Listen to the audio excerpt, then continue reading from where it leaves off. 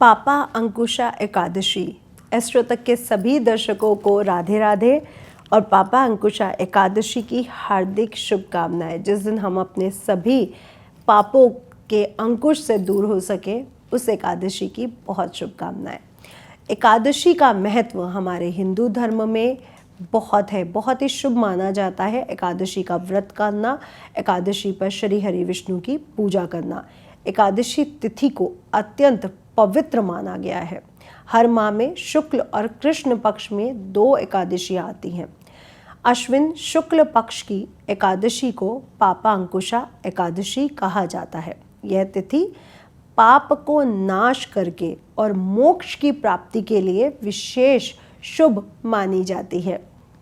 इस साल 2025 में 3 अक्टूबर को पाप अंकुशा एकादशी मनाई जाएगी। पौराणिक कथा और धार्मिक मान्यताओं के अनुसार पाप अंकुशा एकादशी की जो कथा है वो इस प्रकार है।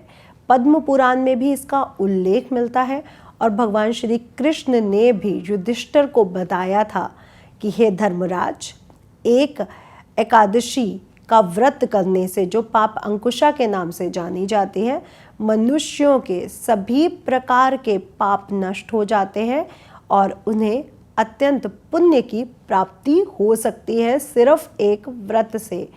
और अंत समय विष्णु लोक की प्राप्ति होती है सिर्फ एक पाप अंकुशा एकादशी के व्रत से। तो मनुष्यों को भी इस व्रत को करने बहुत शुभ माना जाता है।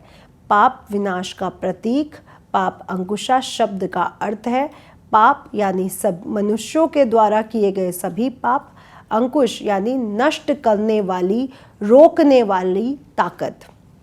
अर्थात यह एकादशी सारे पापों का अंकुश लगाती है और सभी पापों को समाप्त कर हमें विष्णु लोक प्राप्त करवा सकती है। भगवान पद्मनाभम स्वामी श्री हरि विष्णु को यह एकादशी अति प्रिय है। भगवान पद्मनाभम कमल नाभि स्वरूप की पूजा आज के दिन की जाती है। इसलिए आज के दिन श्री हरि विष्णु के सभी रूपों को 10 अवतारों की पूजा विशेष शुभ मानी जाती है।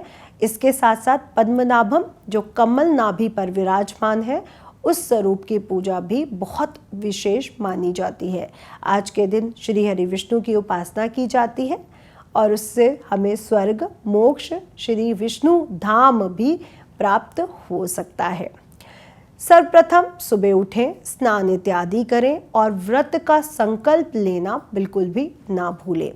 इसके लिए सूर्योदय से पहले उठें और स्नान इत्यादि कर लें। व्रत के संकल्प करते समय ये शब्दों का प्रयोग करें। हे भगवान श्री हरि विष्णु, आपकी कृपा हेतु मैंने पाप अंकुशा एकादशी का व्रत रखा है। मैं इस व्रत को पूरे श्रद्धा से करूँगा। आप मेरे जीवन से सभी प्रकार के पापों का नाश करें और मुझे अपने धाम में ज़रूर बुलाएं। ऐसा बोलते हुए आपने इस एकादशी का व्रत का संकल्प करना है।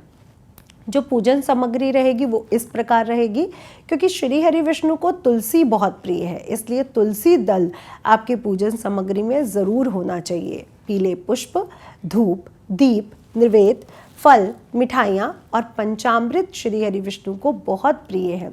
केले से बनी मिठाइयाँ या केला भी भगवान श्री हरि विष्णु को भोग लगाना बिल्कुल भी ना भूलें। भगवान विष्णु का पूजन करें, उन्हें पीले वस्त्र अर्पित करें, उनकी प्रतिमा पे जनेऊ चढ़ाएं, तुलसी दल की माला, पीले फूलों की माला, गंगा जल से अभिषेक करना, पंचामृत से अभिषेक करना, पीले चंदन का तिलक लगाना, इत्र पहनाना, पीले फूलों की माला पहनाना बिल्कुल भी ना भूलें।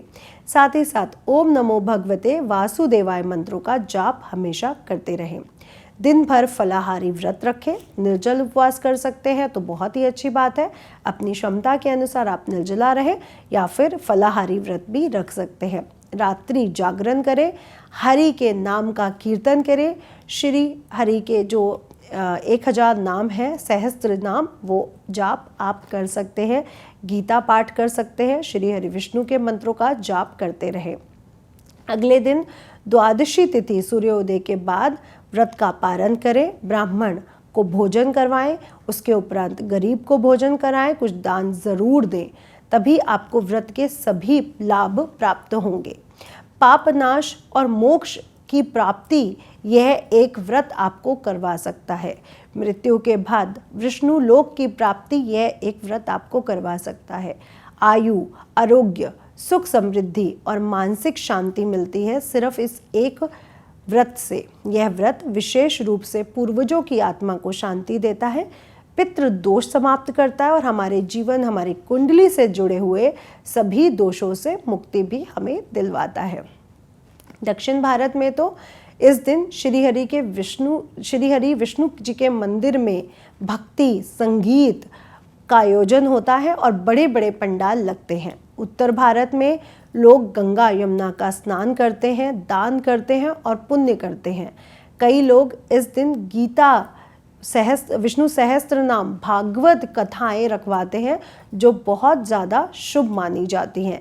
एकादशी का व्रत जिस दिन हम अनाज का त्याज्य करते हैं, वैज्ञानिक दृष्टिकोण से बात करें तो अनाज पाचन शक्ति के लिए आज के दिन बहुत ज़्यादा हैवी यानी भारी माना जाता है, जिसके कारण हमारे शरीर में गैस उत्पन्न होती है। उपवास करने से शरीर डिटॉक्स हो जाता है और मानसिक एकाग्रता भी बढ़ती है। रात भर भजन करें, जागरण करें, अपने मनोबल को स्ट्रॉन्ग करें और सकारात्मक ऊर्जा भी आज के दिन हमें प्राप्त होती है।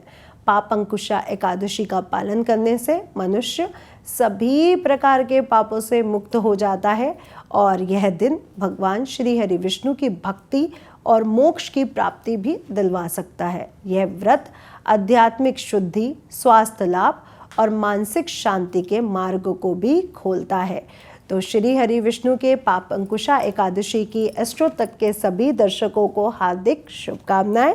इस व्रत को रखें और अपने जीवन को भी पाप मुक्त बनाएं और श्री हरि विष्णु के परम स्नेही भक्त बने। राधे राधे। अगर आप मुझसे जुड़ करके अपनी समस्याओं का समाधान चाहते हैं और चाहते हैं कि आपकी समस्याओं को ज्योतिष के माध्यम से सुलझाया जाए, तो आप हमसे संपर्क कर सकते हैं, जुड़ सकते हैं एस्ट्रो तक पर।